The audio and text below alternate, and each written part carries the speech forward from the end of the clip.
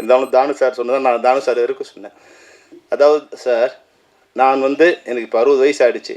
இந்த 60 வருஷத்தில் நான் மிகவும் வேதனை அடைந்த சமயம் நேற்று தான். மிகவும் என்னோட மனவேதனை அவ்வளோ வேதனை. ஏன்னா என்னுடைய தாய் தந்தையை என் கூட பிறந்தவங்களை எதிர்த்து நான் நிற்கும்போது என்ன மாதிரியான ஒரு மனக்கஷ்டத்தில் இருந்தனோ அந்த மனக்கஷ்டத்தில் தான் நான் நேற்று இருந்தேன். என்னை விட தமிழ் திரைப்பட தயாரிப்பாளர் சங்கத்துக்கு நன்மை செய்தவருக்கு வேறு யாருமே இருக்க முடியாது. வேறு யாரும் எந்த தயாரிப்பாளர் இருக்க முடியாது, எந்த நிர்வாகி இருக்க முடியாது, இன்றைக்கி இருக்கிற நிர்வாகி இருக்க முடியாது, இதுவரைக்கும் இருந்த நிர்வாகி இருக்க முடியாது. அவ்வளோ மிகச்சிறந்த நன்மைகளை நான் பண்ணேன். நான் அவங்களுக்கு சொன்னேன், நான் ஒரு வாளாக இருக்கேன். இந்த தமிழ் சினிமா எப்போல்லாம் மிக சிரமமான இடத்திற்கு எங்களை பயன்படுத்திங்க. உங்களுக்கு யாரெல்லாம் எதிரியோ அவர்களை எதிர்ப்பதற்கு எங்களை பயன்படுத்திங்க அப்படின்னு நான் சொன்னேன். அவங்க காலடியில் போய் உட்காந்துருந்தாங்க. அவங்களுக்கு எந்த யூகமும் இல்லாமல் அவங்க அழைத்த போதெல்லாம் நாங்கள் அந்த மேடை அவங்ககிட்ட போய் உட்காந்துருக்கோம். நாங்கள் போய் உட்காந்து பல நாட்கள் அவங்க யாரும் இல்லாமல் திரும்பி வந்திருக்கோம். பல மணி நேரம் காத்திருந்துருக்கோம். அதை பற்றி எனக்கு எந்த கவலையுமே இல்லை.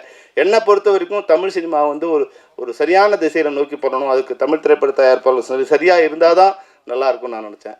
ஆனால் அவங்களுடைய புரிதலின்மை அதுக்கு மேலே நான் ஒன்றும் பண்ண முடியாது. ஒன்றா நான் நீங்கள் சொன்னதுக்கு நிச்சயமாக நான் ஒத்துழைக்கிறேன்.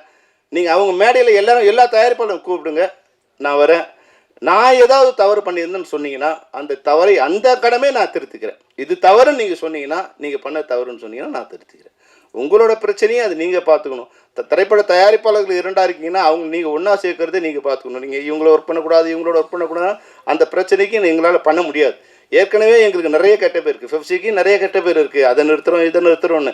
அப்போது நாங்கள் எங்களை அடியாளாக பயன்படுத்துகிற வேலையை விட்டுட்டு எங்களை ஒரு போராளியாக பயன்படுத்தி இன்னைக்கு தமிழ் சினிமா எந்த நிலையில் இருக்குது, அதை எதிர்கொள்ளக்கூடிய இடத்துல தயாரிப்பாளர் இருக்காங்களா? நீங்கள் நல்லா யோசிச்சு பாருங்கள்.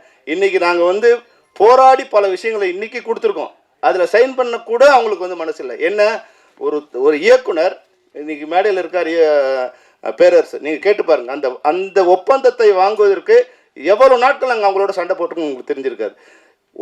ஒரு இயக்குனர் ஒரு படத்தை ஆரம்பிப்பதுக்கு முன்னாடி எவ்வளோ நாள் ஷூட்டிங் இருக்குது, என்ன பட்ஜெட்டில் படம் எடுக்க போகிறார், எத்தனை நாள் அவர் எடுக்க போகிறார், எங்கே எடுக்க போகிறார், அது என்ன ஆர்டிஸ்ட்